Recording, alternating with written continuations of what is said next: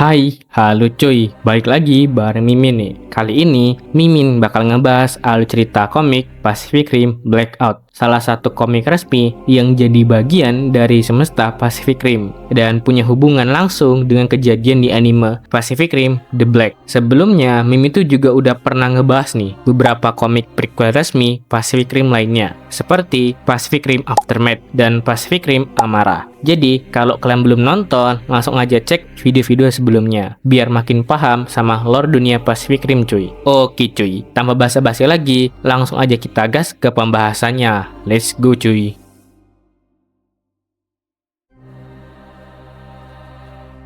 Hawk Hansen itu sang ranger PPDC, kembali sebagai pilot Jaeger yang lelah oleh perang. Kasian cuy ini orang cuy. Terseret kembali ke medan pertempuran saat gelombang kaiju mengancam, menghancurkan seluruh benua Australia beserta penduduknya. Olivia, co-pilot Cooper, dan Marshall Rush Hawk menghadapi berbagai kaiju-kaiju baru nih dengan skala yang belum pernah terjadi sebelumnya, sambil bergulat dengan trauma dan setan batinnya sendiri cuy. Sebelum masuk ke pembahasan lebih dalam nih, mari kita kenali dulu posisi komik Pacific Rim Blackout dalam semesta Pacific Rim. Komik ini adalah grafik novel yang diterbitkan oleh Legendary Comics, ditulis oleh Kevin Scott dan digambar oleh Nelson Daniel. Blackout mengisahkan cerita Hawk Hansen yang selama masa dinasnya di Rotterdam, Australia, dan peristiwa-peristiwa yang melatar belakangi operasi Blackout dengan latar sebelum kejadian di film Pacific Rim The Black. Dengan kata lain, komik ini berfungsi sebagai jembatan atau prequel yang menghubungkan film-film Pacific Rim dengan serial anime Netflix Pacific Rim The Black, khususnya menjelaskan asal-usul karakter Hawk Hansen menjelang musim pertama serial tersebut.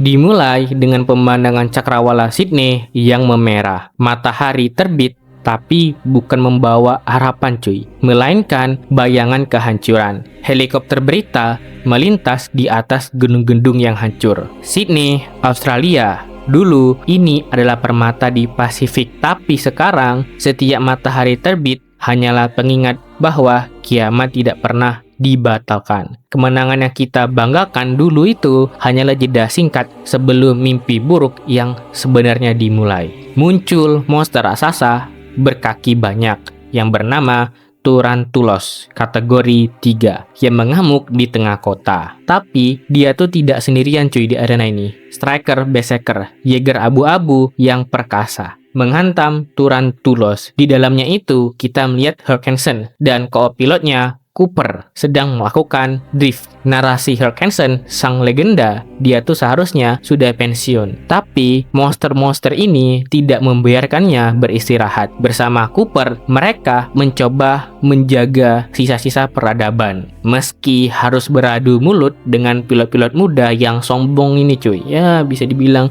bocah puber cuy. Pertempurannya sengit banget cuy. Turantulos itu menyerang balik. Tiba-tiba layar monitor di dalam Jaeger menunjukkan peringatan merah. Tiba-tiba layar di monitor di dalam Jaeger itu menunjukkan peringatan merah. Detak jantung Hawk Hansen melonjak drastis. Masalahnya bukan hanya monster di luar. Masalahnya ada di dalam tubuh Hawk. Umur tidak bisa berbohong cuy. Neurofeedbacknya itu melonjak drastis saat Cooper berteriak memperingatkan Hawk nyaris kehilangan kesadaran di tengah drift yang mematikan. Marshall Rush itu tahu ini adalah akhir dari karir Hawk. Dia itu memerintahkan Striker untuk segera kembali. Bagi Rush, Hawk itu bukan lagi aset, tapi beban yang bisa meledak kapan aja cuy. Hawk itu diranjang rumah sakit sekarang, berdebat dengan Olivia, keponakannya, dan Rush.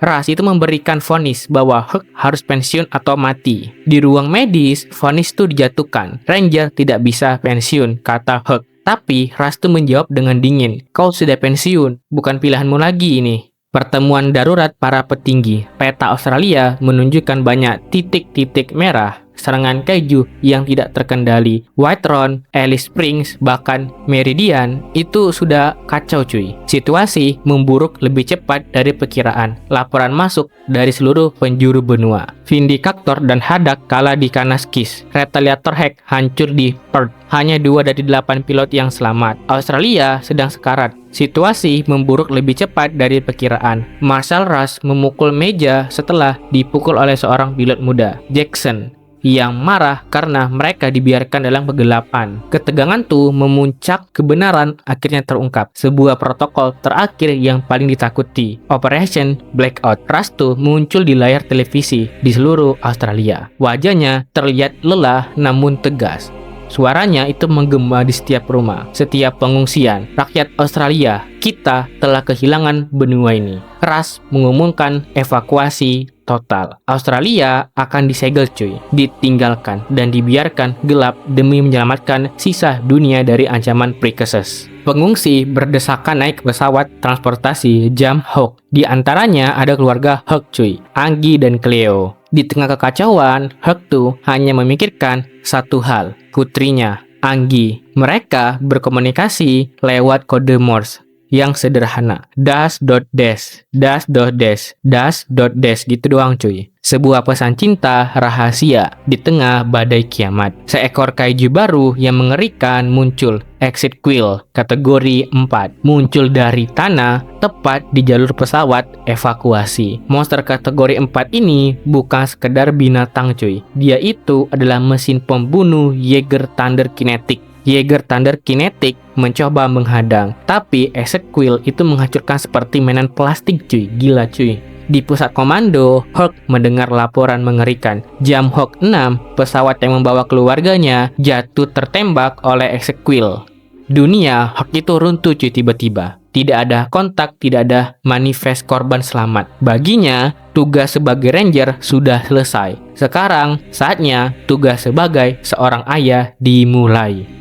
Hawk Hansen itu berlari di lorong Shatterdam, dikejar oleh Rush. Dia tuh bertekad mengambil Striker Berserker untuk misi penyelamatan.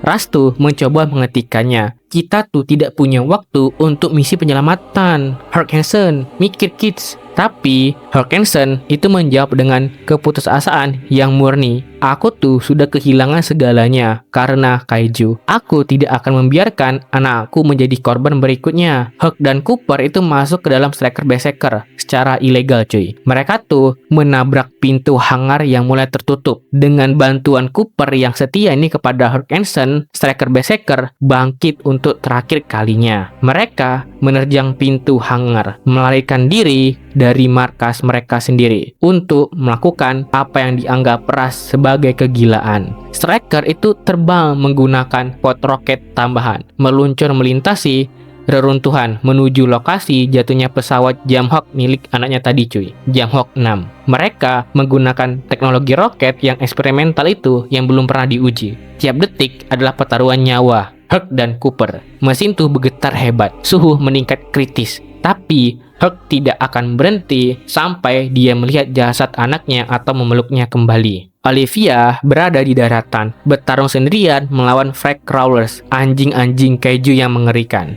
Di darat, Olivia tuh terjebak dan dikepung oleh Frag Crawlers yang lapar cuy. Saat maut sudah di depan mata, bayangan raksasa jatuh dari langit. Striker Berserker datang mendarat cuy, dengan dentuman keras, menginjak Frag Flower hingga hancur. Striker itu mendarat seperti malaikat maut. Hawk Hansen itu menyelamatkan Olivia, tapi reuni mereka itu penuh dengan emosi yang tertahan.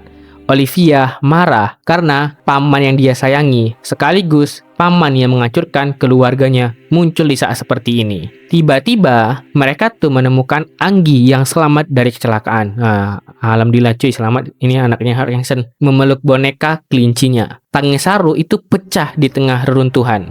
Keajaiban itu nyata banget cuy. Anggi selamat, tapi di kejauhan raungan Exit Quill itu mengingatkan mereka bahwa waktu mereka sudah habis. Blackout akan segera dimulai. Satelit akan dimatikan dan mereka akan terjebak selamanya di Australia jika tidak segera pergi.